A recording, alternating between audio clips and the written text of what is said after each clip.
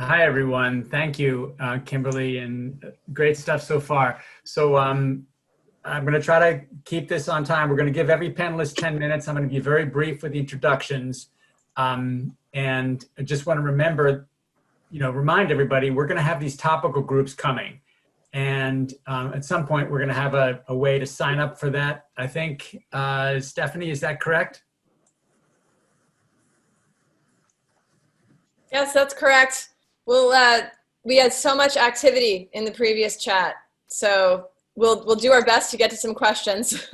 Okay. And I'm trying to pick some that are really overarching because a lot of people are getting to specifics in the chat. Cool. Thank you. This is the sort of the integrating and planning part of it. We've got a great set of people here, and I'm just going to introduce them very briefly, not one by one, but all at once here. And we're going to start off with Chuck Ross. Chuck has a very wide base of knowledge on this stuff. He has been a hay farmer. He has worked on the district commission, served in the legislature, been the secretary of the agency where I work, the Agency of Agriculture, and the head of UVM Extension. So was approached by a solar developer for his land. So he's got a very interesting, worked for Senator Leahy. So there's a very interesting mix here from Chuck, followed by, for the next slot, Andy Perchlik from the Vermont Department of Public Service, and Karin McNeill sharing from the Vermont A&R, sharing a slot on energy siting, policy and permitting. How does it work? What are the policies here? And then followed by Emily Cole, whom from American Farmland Trust, who has been working on this for all of New England, and is doing the in places where land is tighter even than Vermont, right? Massachusetts, Connecticut, Rhode Island, really trying to get a balanced approach here. Then to take us home is Jim Sullivan from Bennington County Regional Commission. And Jim's been involved a lot with this issue going back for a while on planning for land use and, what is the footprint of solar versus other options? How does a region plan for what its energy use is versus its energy generation? Really, rights and responsibilities kind of approach to land use for this. So, and we're running about 5 minutes late. I will give everybody 10 minutes. I'm going to be pretty strict about the time limit here. And if anything, Matt, I guess maybe we will have to shorten the Q&A a little bit at the end here. So anything else, Matt, Stephanie, that I should have mentioned there that I forgot? Only to say that people can continue to use the chat throughout, and so we can also address Q&A in that way. Great. If you're distracted by it, just minimize it and look at it at the end. Yeah, I moved it over to a separate screen. So it's over there somewhere, which is nice. And I'm going to pipe down over there. I've been chatting plenty. So thank you, everybody. It's been pretty interesting. And I've actually made some connections on that chat for follow-up. Thank you. All right. Chuck, are you there? Can you able to? Yep. Okay. Yep, I'm here. Can you hear me and see me? You betcha. You look great, Okay. man. You look like you're maybe retired. Well, I just came out of the woods from camping, so I have yet to find a razor. Anyway, thanks for including me. And as you mentioned, Alex, I bring a variety of backgrounds. And I probably ought to start off with one that's important, and that's kind of my broader view of the world that I think this is connected to, and playing off the concept of mutualism. My perspective on the various roles I've had to play is informed ultimately by my belief that, as we look down the pipe of the 21st century, climate change and social stability are going to be the critical issues we're going to have to deal with. And if we're going to get out of this century and anything like how we've entered this century in terms of quality of life. And our choices around agriculture, energy, and the environment are going to be absolutely fundamental to climate change and our ability to sustain social stability. So this whole notion about where's renewable energy and solar play, and how does it interface with agriculture, both in Vermont and beyond, is absolutely critical from my standpoint. Starting kind of as the advocate role, I was a founder of an organization called Energy Action Network, which was then called Energy Action Now when we started, which is a believer that we really need to engage renewable energy, that we could actually get to 80% renewable by 2030 in Vermont. That helped inform our current goal of 90% by 2050.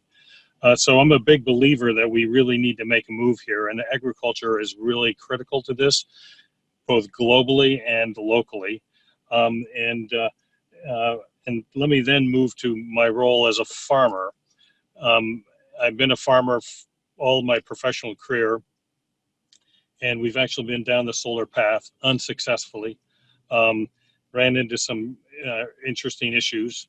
But what's important to understand is that for farmers, energy is usually among the top 3 to 5 expenses on the farm.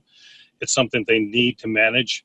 It has real implications for their viability. So anything we can do to help those farmers implement and address changes in their energy strategy is critical.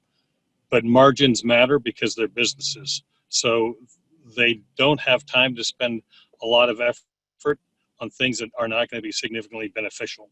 And logistics matter. If it is a real challenge to get it done, to deal with a lot of different agencies, that's a problem. Our outcome on our farm was ultimately to engage a solar company that looked at all kinds of sites on our 240 acres. And the only place because of policy implications and some other issues, the only place they could find to put solar was in the middle of our biggest, most productive farm field. And it was right smack dab in the middle. And we chose not to go down that path. And we looked at roofs, and that ends up being an interesting option that I'm supportive of, but it also can be quite costly to retrofit your roof so they're able to hold the solar. And then there's also questions about if you're going to go to that expense, then you want to be able to do more than just provide the energy for your farm. So then you get into a bunch of policy questions about what do you do if you're going to really scale up? What's it going to cost? We're going to revisit this issue now, but that was our experience on the front end. The other role I've had the opportunity to play and work with you, Alex, and many others on are a lot of the policy issues around agriculture and around energy. Probably the most significant was when I was in the Agency of Agriculture, and we were trying to figure out how to bring renewable energy onto the farm. Where, as I said, energy costs are really high and significant for farmers. They affect viability. We ask farmers to help out with water quality, and I don't think it's unreasonable to think about trying to figure out how to have farmers help out with renewable energy. As Olivia mentioned earlier, we got a long ways to go if we're going to get to our renewable energy goals in Vermont. And if we're going to get there, it seems to me farmers have a real opportunity. To a real opportunity to help out. And they have a lot of different roles they can play. They can conserve, they can make efficiency changes, and they can do all forms of generation, from the generation through grazing, through utilization of passive solar through a conservation approach. But the generation pieces are really interesting. They take use of grass to wood and to solar, geothermal, and wind. But if we're going to focus on solar, we end up running into some real interesting policy questions that have been alluded to so far. Certainly, one of the things that I was concerned with was that the easiest place to put solar on any farm is oftentimes right where you have your best farmland. And so now we have a conflict between wanting to conserve the soil asset versus generating a renewable energy asset.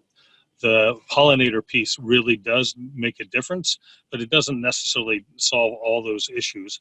And when you are talking about different types of farms, that prime ag soil can be absolutely critical to their viability and the nature of the farm they're going to be on.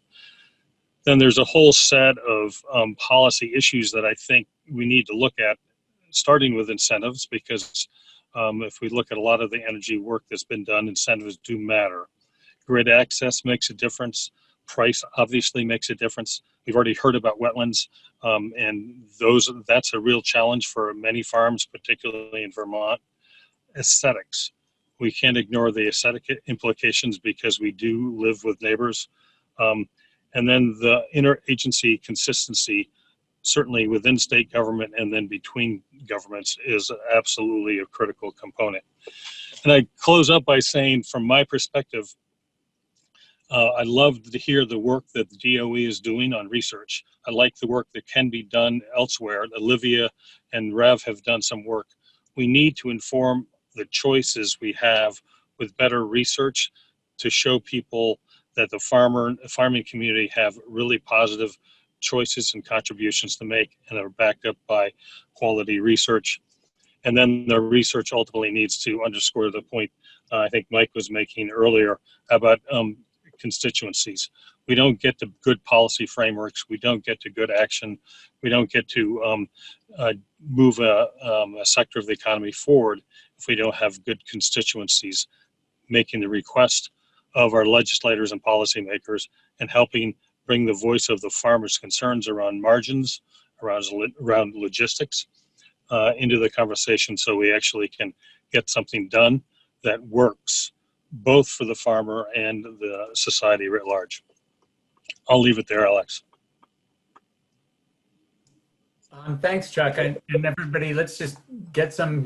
We're gonna milk Chuck at the end here because he's been around and he's got some great things to let us know. While I'm talking here, Andy, you can queue up. You can take over the screen and queue up, followed by Karin.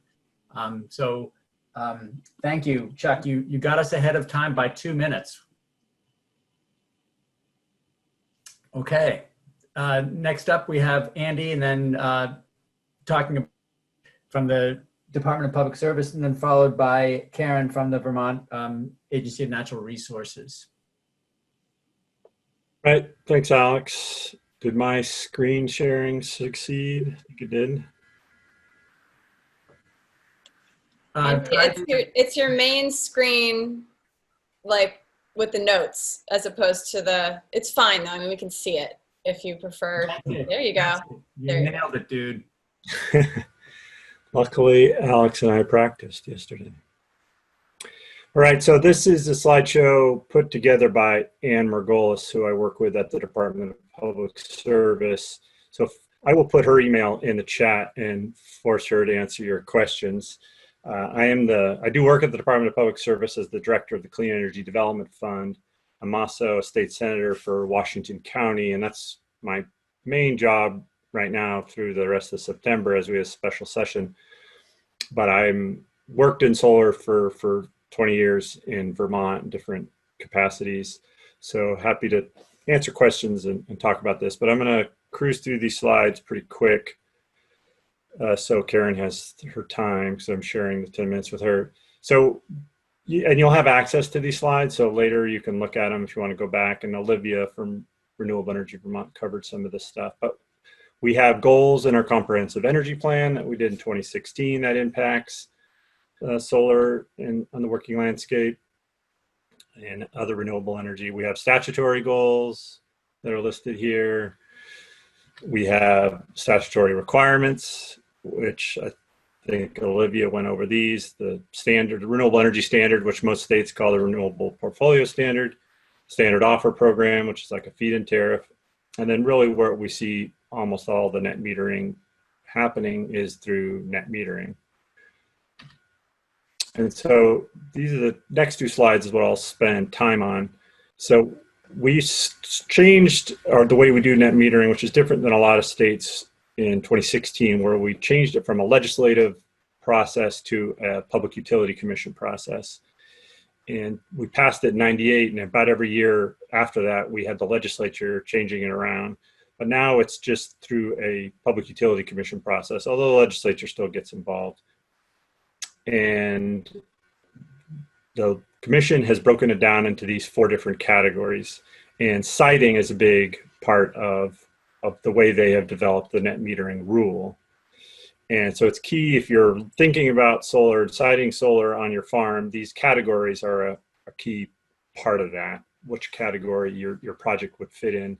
In the past, a lot of the agricultural projects were in these kind of category 3 or 4 up to 500 kilowatts, or category 3 on what we call greenfield sites. But then things changed where we really emphasize preferred sites. So right now, if you're not on a preferred site, you really can't do a big project. The 500 kilowatt projects are really almost impossible to get built and to make economically functionable. And the preferred sites do not include greenfield sites. So if you have a hayfield, you cannot really get the preferred benefit there, which I'll talk about that. So that's kind of a key issue that the solar developers are dealing with in Vermont. The small systems are still pretty easy to site, but the large systems, which are more economical and help us reach our goals faster, are really difficult to site and to make economics work. A good thing about our rule law in Vermont is that we have no cap on net metering. Before, we were always struggling with the cap. We'd raise the cap, we'd hit it, we'd have to go back, raise the cap. Now there's no cap on net metering. And there's a compensation system developed by the commission. So here's the compensation system in Vermont as it is today. It changes every couple of years, and there's a process underway right now that could change it again for next year. But right now, solar systems in Vermont have this base rate of basically 15.4 cents. There's a few utility districts where it's lower, but that's it. For the RECs, which are the renewable energy credits, if you sell them, give them to the utility, you'll get an extra cent, so you'll be at 16.4. But if you want to keep the RECs for your own purpose, so you can claim renewability of your solar system, then you're going to get negative 3 cents. So you're going to be down to 12.4. And then we don't have a pollinator adder like they do in Massachusetts, which I'm interested to learn more about that and talk about that with my legislative hat on.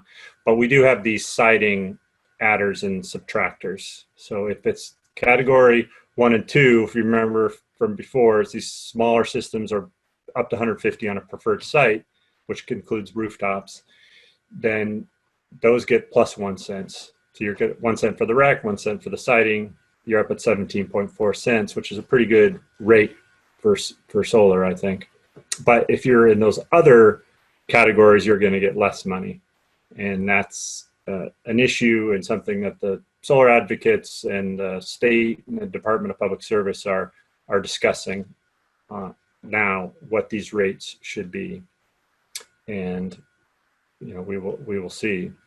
And I think it would be interesting to talk about how we can site solar, kind of as Chuck was talking about, where we can do it, addressing all the different needs of the farmers, of the aesthetics, of the regional planning, which you'll hear from Jim, and also our needs for more energy. So this just gives you a little diagram of the siting kind of permitting process. So you get these smaller PV systems, 15 kilowatts and under. It's basically just a registration. You fill out a form, you send it in, you put up the solar system. But as soon as you get larger systems, ground mounted and away from the user of the electricity, it gets much more difficult. And if you're doing a 500 kilowatt system in a green field, it's very, very difficult. In fact, the solar developers say it's not possible. So it's something that we're dealing with here in Vermont. So I think that's kind of my time. So I will pass it on back to you, Alex and Karin. Karin, you're up. Thank you, Andy. Thank you, Andy and Alex. How long do I have, Alex? 11:13. You have approximately 5 minutes. Okay. Thank you. I'm going to share my screen.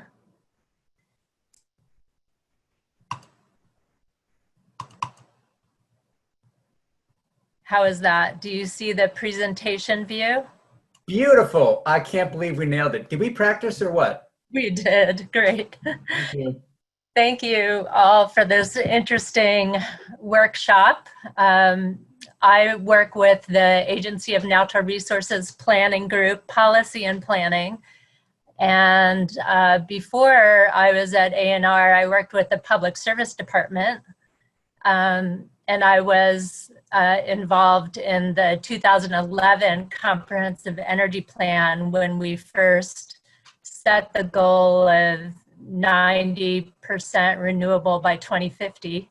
I also was on the task force for the pollinator-friendly solar group and worked on the ranking system, the worksheet, the identifying native plantings, a list available on that website, a short list of suppliers, and then a little bit on the bill that did pass that allows solar organizations to claim to be pollinator friendly.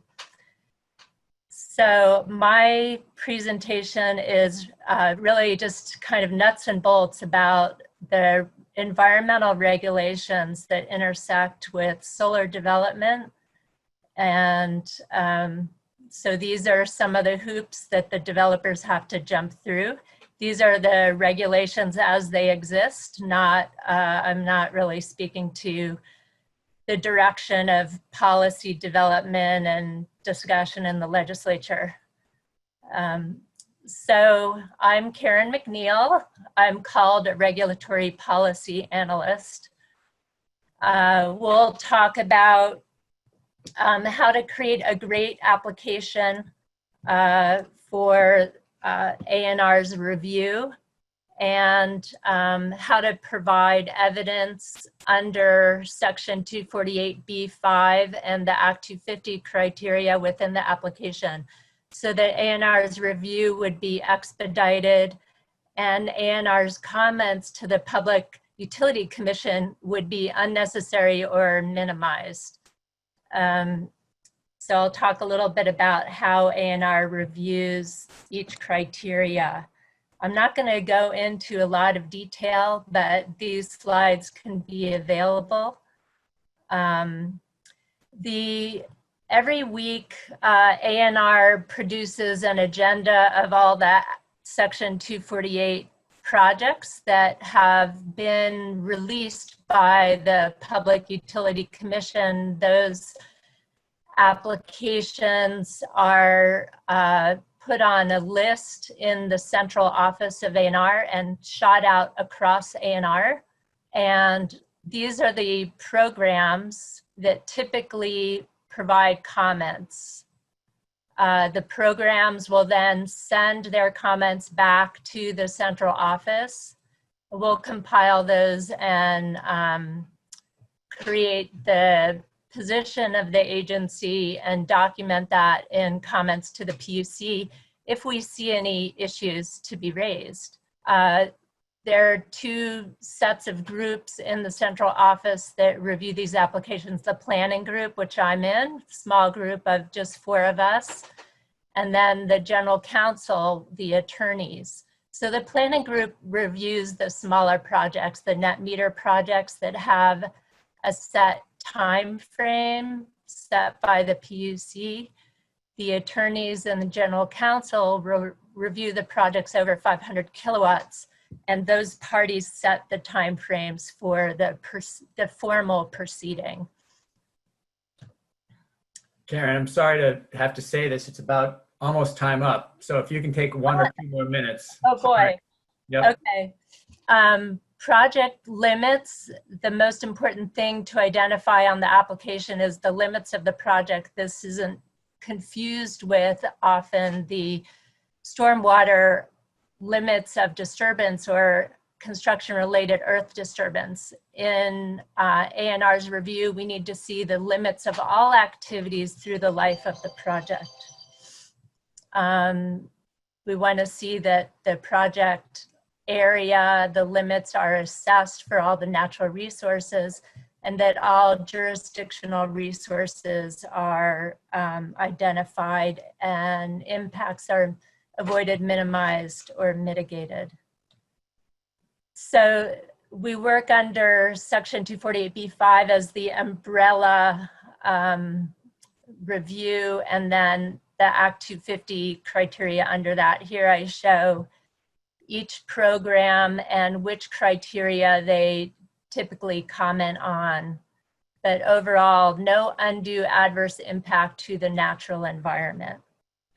On the next slide is great detail showing each criteria, a paraphrase of the statute language for that criteria, and which program comments under that criteria, and the examples of the resources that they will review. So we'd like to see those resources identified and discussed in the application.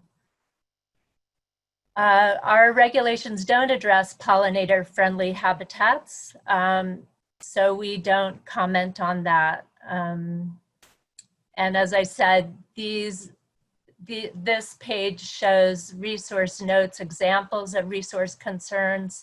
As science progresses, the resource concerns may change and develop into policy in the agency. And on the next page are links to the statutes, helpful pages on the Utility Commission website, and the ANR Office of Planning would love to do pre-application reviews so that our comments are minimized once an application is in process. Thank you so much. Rocking it. Thank you, Karin. Yeah, we're going to do a half-day workshop on that. So you just did it like in 3 minutes. That was amazing. Emily, go ahead and let's bring up yours. Thank you. Okay, let me just share my screen.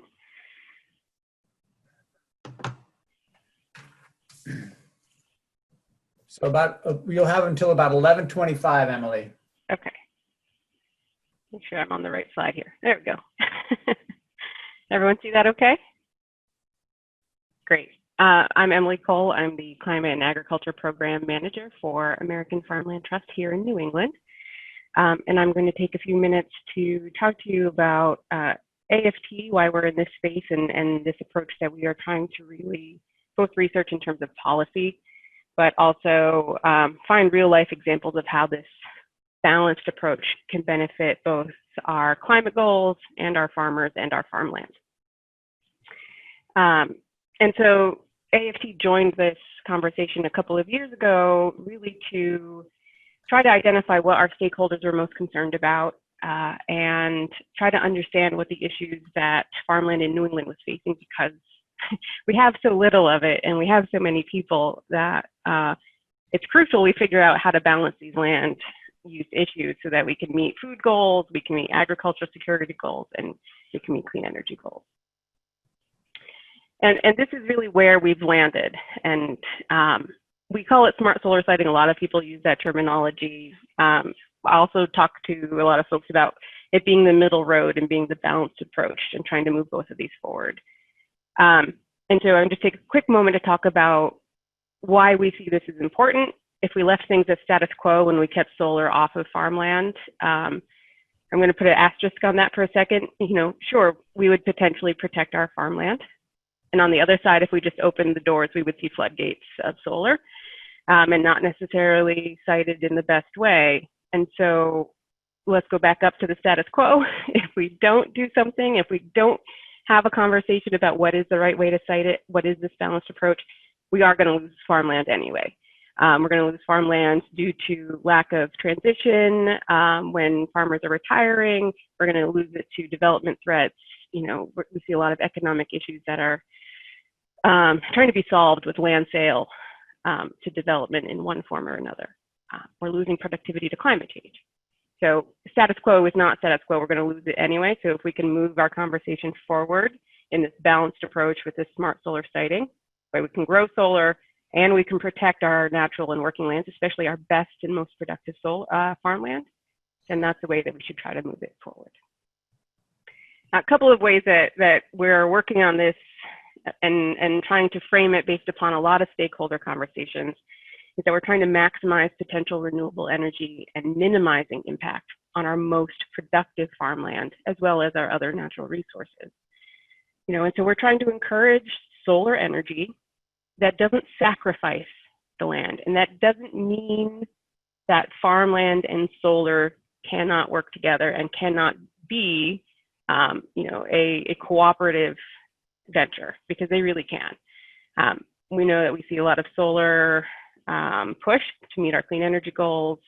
We see a lot of value in solar leasing for farmers to improve their own viability. We're seeing it right now, especially with things like the dairy industry. The COVID-19 impact has exacerbated an already difficult economic situation. Solar leases can bring a steady revenue that can help weather these really harsh economic storms that seem to be occurring more often. And so we're trying to guide development with farmland. We're not trying to completely oppose it.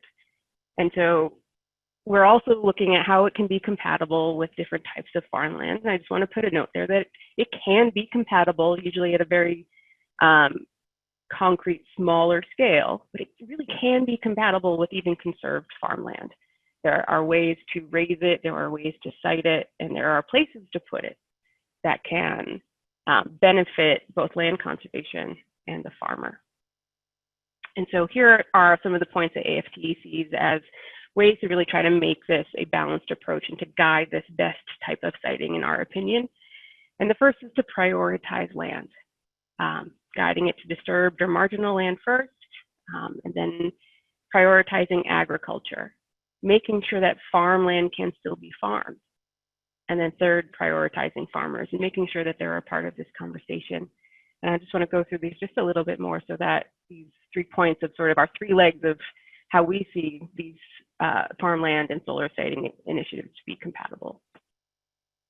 So first, if we're prioritizing land, we really try to support, policy and efforts to site solar on our brownfields, on our rooftops, building mounted solar canopies. But as was mentioned before, I believe by Jordan, we do not have enough of that to actually meet our clean energy goals with solar. And so we will have greenfield siting. So if we're not in this conversation now, really pushing for the best types of greenfield siting on the best lands, then we're going to see more loss. So that's really at the heart of this. If it's going to be on farmland, then let's look for some alternative places for it. Marginal fields, and I know that term can have a lot of different meanings, but perhaps it's rocky hillside that really just isn't great for anything but pasture, or perhaps it's some wasteland, which is like a USDA NASS term for that space where you've got all of your old equipment. Maybe you can scrape out 2 acres, and that's enough to really be able to have a nice community-sized solar array and really to get some really good lease income if you're a farmer. And the other thing about prioritizing land is let's do our best to protect our prime and most productive farmland. That means if it's going to be on prime or statewide important or unique, let's prioritize dual use so that land can still be operable. We can still produce on that land. Once it's on the farmland, we're trying to make sure that it's prioritizing agriculture. So again, avoid putting it where it's really going to displace the production. Incentivize dual use, these raised panels where we can farm in and around when the location is a productive field on the farmland. And allow flexibility of the actual design so that if things change, which farm plans change, production changes, allow them to be flexible enough, these standards, so that the arrays can be inter-row field crops or grazing or vegetables, and it can really be modified based upon the needs of the farm as that 25-year lease moves forward. That's a long time in farming. You might be farming several different things on that same field during that time period. And lastly, this is really important to, thank you. This is really important to AFT. Prioritize farmers. And that's part of why we really are in this conversation, because this is an avenue to support farmers and to keep them viable. If you're going to have projects on farmland, make sure you are in conversation with the farmer. Make sure they are a part of it, not an afterthought. That is essential. Make sure that the agricultural activity that is going to continue, if it's dual use, is prioritized in the design. And then, one policy thing is require reporting maybe just at the same level that you do for current use type land. not meeting any specific needs, but just ensure that the land keeps producing. And that's actually a way to, if it's developer owned and it's dual use, to ensure that farming will still happen on that land. So I'll wrap up here. You know, we really think about this in terms of moving forward to a future that meets all of our needs. We can't move forward without clean energy. We are only going to see more severe climate concerns, climate, impacts happening. We can't move forward without viable farmland to actually be able to have farmers keep farming. You know, we're not going to be able to feed ourselves if we don't have that farmland. The climate worsens, the land will continue to get impacted. So it's all connected. And so our balanced approach is really trying to communicate these values, the values of clean energy, the farmers' values, the regional stakeholder values about how we can move this forward together with consideration, with compromise, with cooperation, and all of that has to come with communication. And really, I think days like today, where we're seeing so many sides, is an excellent opportunity to really open up these lines of communication. And just one last second, and this will take about 20 seconds, is we've been working on this project about smart solar siting in New England, where we've been trying to really gauge what's most important. How can we move policies? How can we support farmers? And we're about to finish this, and we're about to share our results. And so I hope that anyone that's interested here will happily reach out. And I'm happy to put a link in the chat if anyone's interested in joining those webinars that are coming up later in September. Thank you. Yeah, I see that link at the bottom there. Yes, please. Is that the link? Can you please put that in the chat? Thank you. Will do. Great. Thank you, Emily. Jim. Thanks, Alex. Let me get that screen going here. Yeah, I'm going to sing a song about, going home now. Ready? Homeward bound, Jim is going to take us homeward bound. He's going to try to. He's going to try to. Well, we got more to do after you. But all right. Great, thank you. All right, can you see that okay? All right, great. Thank you. Thank you so much. I don't miss out on the irony of talking about planning for renewable energy development at the very last presentation, following a whole bunch of really great presentations on things that have already been implemented. But we'll give it a shot here to give some context. So, and this is one thing that's already been talked about, and so I just wanted to bring it in as a start to talking about solar energy development, kind of the background of how we got involved, and we noted that there were all these renewable energy goals in the state that we were talked about earlier in some detail, and we really wanted to ground energy planning going forward at the local and regional level in some of these goals, because these goals were all really quantitative in nature, and heretofore our plans had not been at all that. So our goals and targets were needing a little bit more basis in reality. And that was really tied together as we started working on these enhanced energy plans that were really enabled by some funding through the Public Service Department, that we would really try to tie those to the goals, and then provide some incentive for municipalities and regions to do that work. And that work kind of all came together and resulted in so-called Act 174, which was legislation about integrating energy and land use planning, so that when towns and regions developed plans that met certain standards, they would have some more influence in siting decisions for renewable energy projects, among some other things. Now, getting into the basis for this, and again, some of the concerns that we had about trying to lend a notion of reality to our planning efforts, we worked with VEIC to model what the mix of energy was going to have to look like in the future. And the bracketed areas on this chart basically are areas that is the volume of, or the amount of energy that comes from non-renewable sources at the present time. And you can see over time that shrinks down to a tiny sliver, and it probably should be even a little bit smaller than that, because some of the the other energy sources on there are not strictly entirely renewable. So the significant reduction to get to that 90 by 2050 goal is amazing. And the other thing to note here, in addition to the reduced overall energy demand, is that top colored bar is the amount of electricity usage, which has to increase by about 50% between now and 2050 to get to where we want to be. And it gets to that point really because just about any modeling that we do relies very heavily on electricity going forward, especially in the transportation and thermal sectors. So unless we come up with a lot more electricity, we're not going to be able to meet our energy goals. And the chart in the bottom left kind of talks about the sources of our electricity over time. And I just put a little vertical bars in there to show where we are now, and that going forward, the renewable energy component increases significantly. And according to the modeling, most all of the wind and solar, and mostly new on that end is solar, would have to come from in-state generation, because a lot of the other renewable sources is hydro, and the vast majority of new hydro would have to be imported.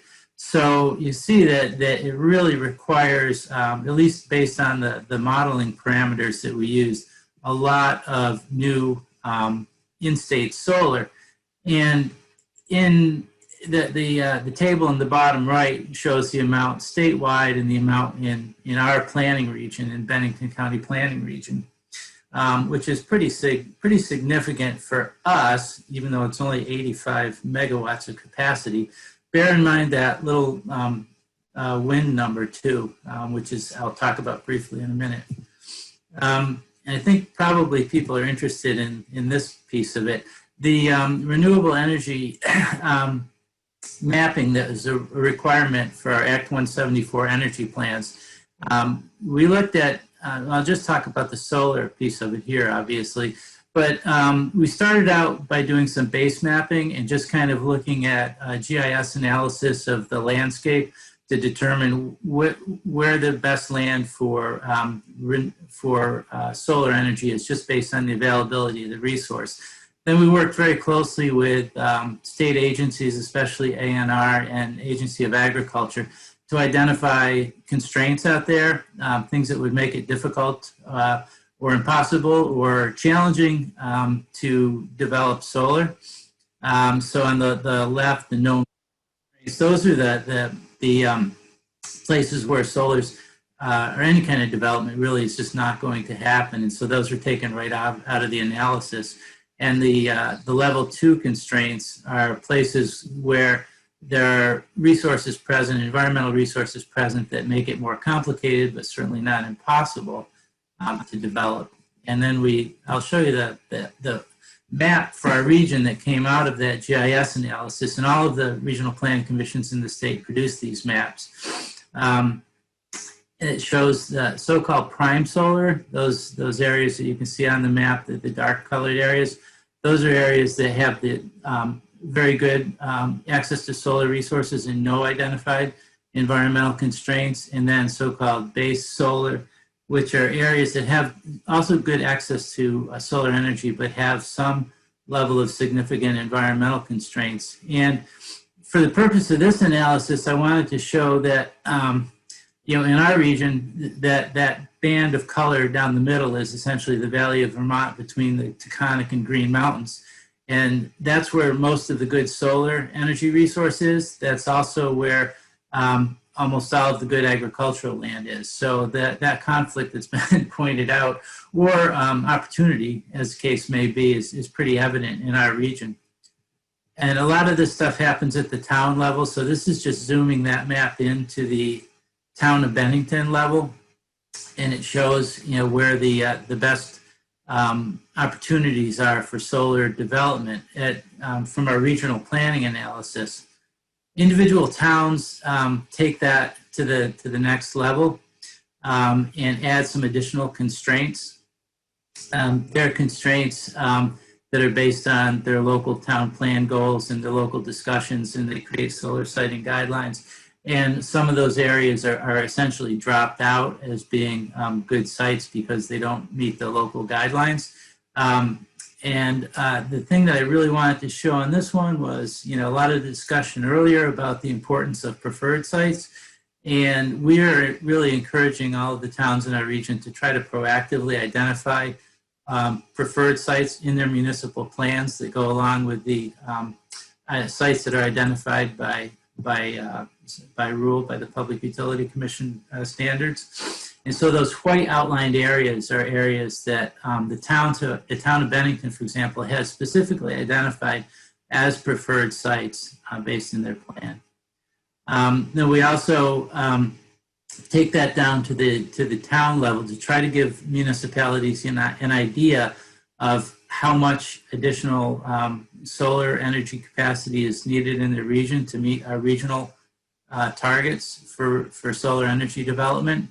And we just used some proxies for things. So we used the population, the amount of really good, unrestricted, unconstrained solar resource, and as well as access to three-phase power. And so all the towns go into their local planning process kind of knowing what they're shooting for. And this is just to wrap up a graphic that is our analysis of how much land in our region would be needed to meet the solar energy demand, projected solar energy demand by 2050. So that small circle in the really small circle in the small circle is the amount that would be needed within our region. So you can see there's plenty of land area and there's plenty of good solar resource area. The only things I would add to that is on one hand, that area is probably even smaller now because since we did this first analysis, the technology has improved a little bit. And that also does not include probably we estimate up to 40% of resource solar capacity that could be generated from rooftop and state-defined preferred sites like development on developed surfaces and things. At the same time, I also want to note that our modeling included, as I mentioned earlier, a significant amount of wind energy development, and that's almost been taken off the table for us now. So if we assume we're going to try to make that up with solar, the amount that's needed for solar actually goes way back up above 800 acres instead of below it.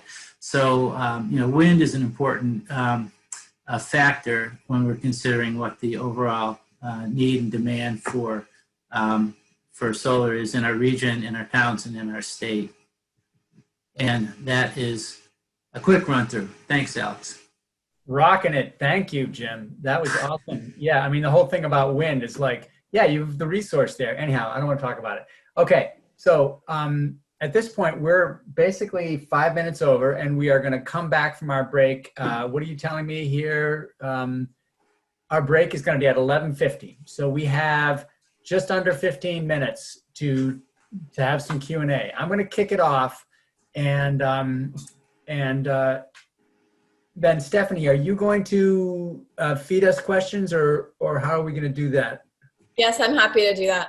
Okay, so you're going to pick out questions from the chat. Everybody throw your questions into that chat, please, so Stephanie can do her amazing synthesis. We'll see how amazing. Yeah, and bring that forward. So I have a question for each of the panelists. We've been at this now all day, all morning, and if you think about everything that's been said, what jumps out at you?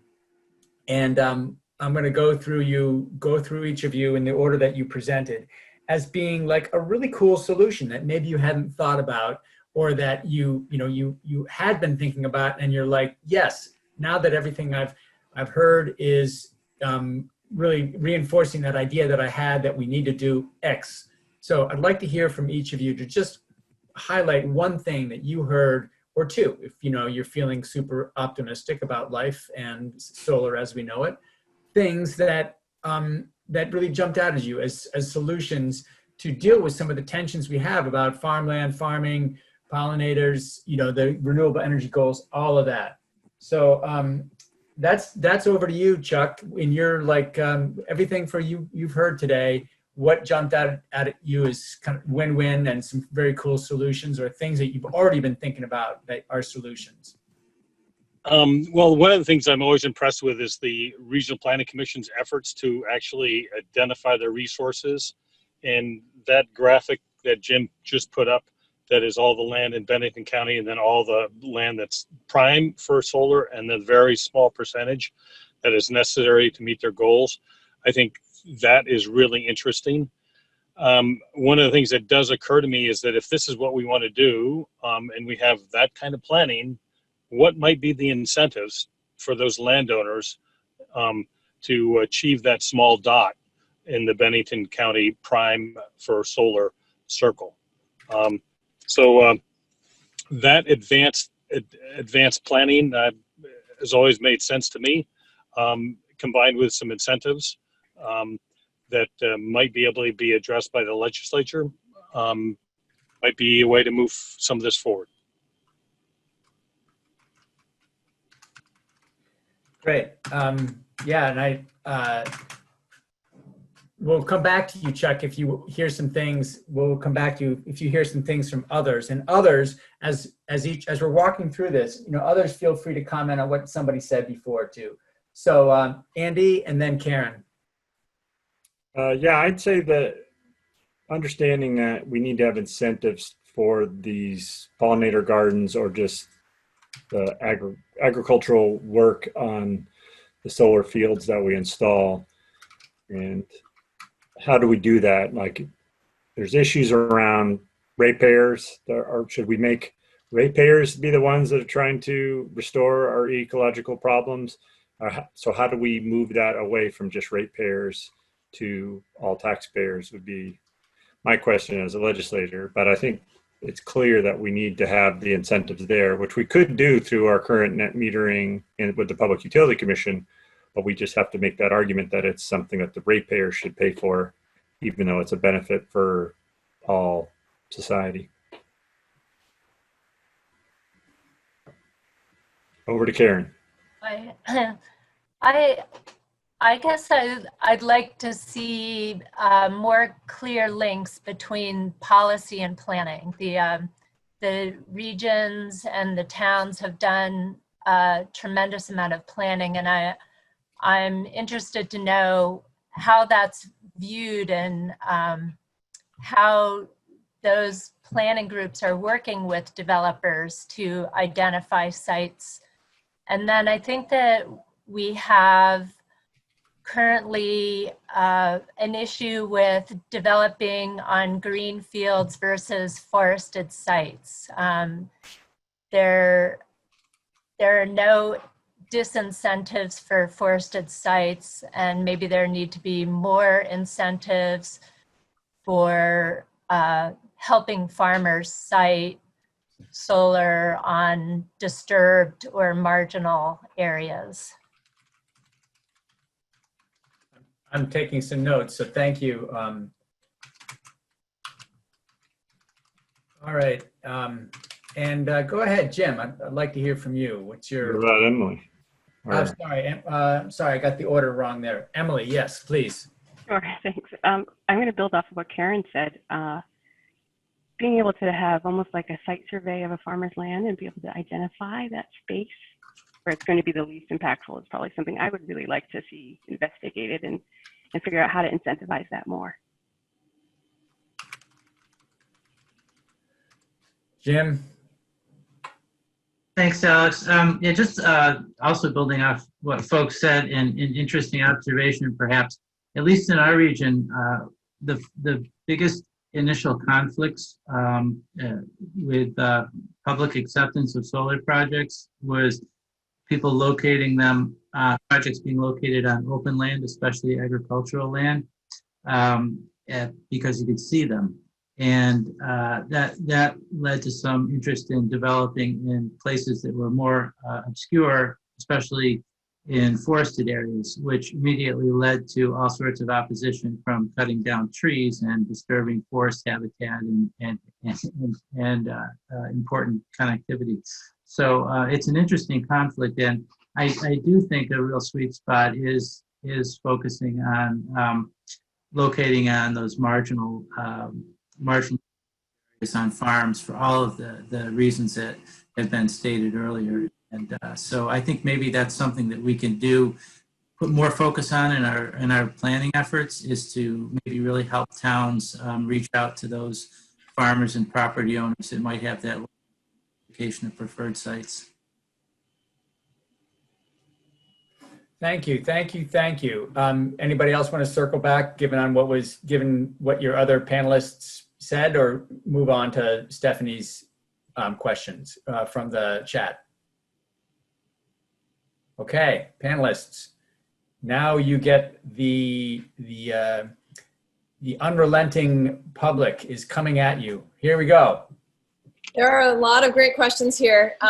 I think I'll start with one that not everyone has to answer each question. So this is actually Matt's question, and I guess since he organized this whole darn thing, he should get to ask his question. So is Act 174 sufficient as a planning tool to meet goals and manage trade-offs? If planning is key, how should we do combined energy and land use planning, and at what level? And I'm guessing that is related to, like, is this statewide? Do we go to region? Do we go to local, or all of the above? Jim? Well, that's planning, isn't it? So, yeah, I think that it really has been very effective. Whether it's the most effective, I don't really know. But the thing that I really like about Act 174 is the requirement that it placed on our plans to be really comprehensive in our planning. I think going into all of this, whenever I talked about energy or energy planning, people just immediately went to, okay, we have a siting problem for solar and wind, siting. And I said, unless we could really get a handle on the broad, comprehensive nature of the energy challenge that we're faced with, which involves a huge amount of energy conservation and efficiency, and conversion to alternative energy sources, the renewable energy siting is going to be of secondary importance. And in fact, with all the challenges and controversies and everything else associated with siting, these projects is actually probably the easiest part of the energy challenge that we're facing. So I'm glad that Act 174 came out as being a really comprehensive energy planning legislation. Is it perfect? No, but I think it's done a good job of really bringing awareness to the to the community level of the type of activities that are needed. Anyone else want to respond about whether Act 174 is doing what it's meant to do in this level of planning? Stephanie, I'll just add that I would say no, it's not enough. I agree with Jim that it's done good things and raised awareness, but as the plans they have very little teeth or regulatory muscle. So, until we give Jim more power, give him a badge or something, it kind of helps with the education front and moving things forward, the discussion, but there needs to be more than what we're doing just with 174, but it's a good start, I think. Okay, another related question actually was brought up by John Roberts and mentioned the map from the service area for GMP, for Green Mountain Power, and all the places that were gray and don't have capacity right now, and sort of what do panelists think about how to incentivize or create more capacity. I don't know if Andy, you want to take that, or Chuck, or? Well, I can start. I mean, storage isn't a big issue for that, in interconnection. We need to renew or kind of rewrite our interconnection rules, which have been on hold for several years now. But as we get more and more production with less and less use, we either have to wait till we get more usage with electric cars and electric heat pumps and things, so we can take up some of this generation, but then also just a lot of storage so that we can store it so that we can meet the peak, which is now happening after sunset. So as far as capacity on the GMP's map, it's really about storage and demand management, shifting when we're using the electricity to match up more when the sun is shining. Thank you. Anyone else on that question? This is Chuck. I guess I would add, we're butting up against infrastructure design for one set of purposes, and we're trying to figure how to retrofit it for another. And that is a problem we have all the time. It costs money, and it's a required policy choice. And I would say, again, one of the things we may want to look at is what other things do we want to accomplish that changing the grid infrastructure would enable to have happen. Again, a planning question that might inform where we might want to make those limited investments, because we're not going to retrofit the whole grid to solve all these problems. Yeah, I think that's about it. We're out of time here if we're going to try to stay more or less. Unless, Stephanie, do you have a... Well, I'd like to get Emily one question. Yeah. Oh, yeah. Real quick, Emily, if you're still right there. There are a handful of questions sprinkled in sort of about the water quality side of things, and hydrology and water quality, which are related but different. So I was wondering if you could just sort of comment about how AFT and how you see the lay of the land on water quality with these projects.